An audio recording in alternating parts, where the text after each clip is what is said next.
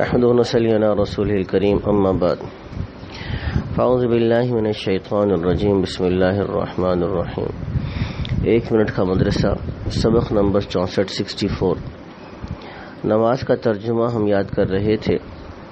التحیات میں ہم پڑھتے ہیں اشہد ان لا الہ الا اللہ، اشہد میں گواہی دیتا ہوں، اللہ الہ کہ نہیں ہے کوئی معبود الا اللہ سوائے اللہ کی، واشہد ان محمدن اور میں گواہی دیتا ہوں کہ محمد صلی اللہ تعالی علیہ وسلم عبدہ اس کے بندے ہیں، ورسولہ اور اس کے رسول ہیں۔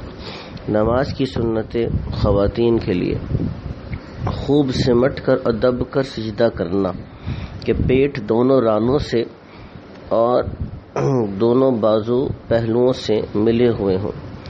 کوہنیوں کو خواتین زمین پر رکھ کر سجدہ کریں گی اور قاعدہ میں جب بیٹھیں گی تو بائیں طرف بیٹھیں گی، یعنی دونوں پاؤں کو دائیں طرف نکال لیں گی۔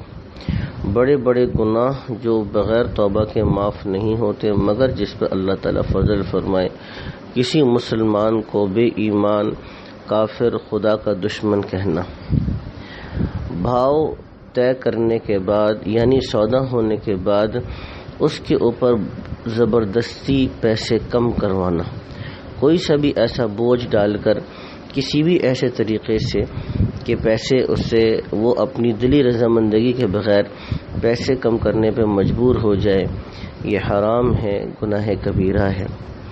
نہ محرم کے پاس تنہائی میں بیٹھنا، نہ محرم کے ساتھ تنہائی میں بیٹھنا، خواتین ہوں نہ محرم ہوں تو ان کے ساتھ خلوت کا ہونا، تنہائی کا ہونا گناہ کبیرہ ہے۔ یعنی کمرہ ہے اور کمرہ بند ہے، دروازہ بند ہے تو یہ بھی خلوت ہے۔ کبھی فیمیل ڈاکٹر کے پاس جاتے ہیں تو یہ صورتحال پیش آ جاتی ہے کہ دروازہ بند ہوتا ہے، یا میل ڈاکٹر ہے، خاتون اس کے پاس اکیلی بیٹھی ہے تو یہ صورت پیش آتی ہے۔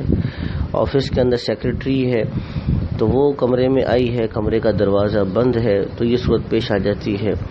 یا گھروں کے اندر کام کرنے والی خواتین ملازمائیں ہیں، خادمائیں ہیں، وہ آ کے کام کر رہی ہیں، گھر میں کوئی اور نہیں ہے تو مرد صرف ہے تو یہ بھی تنہائی کی صورت ہے۔ تو بہرحال علماء کرام سے پوچھ کر سیکھ لینا چاہیے اور تنہائی سے بچنے کی کوشش کرنی چاہیے۔ گناہ کے نقصانات جو دنیا میں پیش آتے ہیں، طرح طرح کی خرابیاں، گناہوں کی نحوست زمین میں پیدا ہوتی ہے۔ گناہ کرنے سے شرم اور حیا جاتی رہتی ہے، اللہ کی عظمت دل سے نکل جاتی ہے، اس لیے اللہ کی نگاہ میں بھی اس کی عزت نہیں رہتی۔ نیکیوں کے فائدے، دعا سے بلا ٹلتی ہے اور نیکی کرنے سے عمر بڑھتی ہے۔ بعض نیکیوں سے تمام کام بنتے ہیں، جیسا کہ سورہ یاسین پڑھنے سے۔ حدیث پاک میں ہے کہ جو شخص شروع دن میں سورہ یاسین پڑھ لے گا اس کی تمام حاجتیں پوری کی جائیں گی۔ بعض نیکی اور طاعت سے فاقہ نہیں ہوتا، جیسے سورہ واقعہ پڑھنے سے۔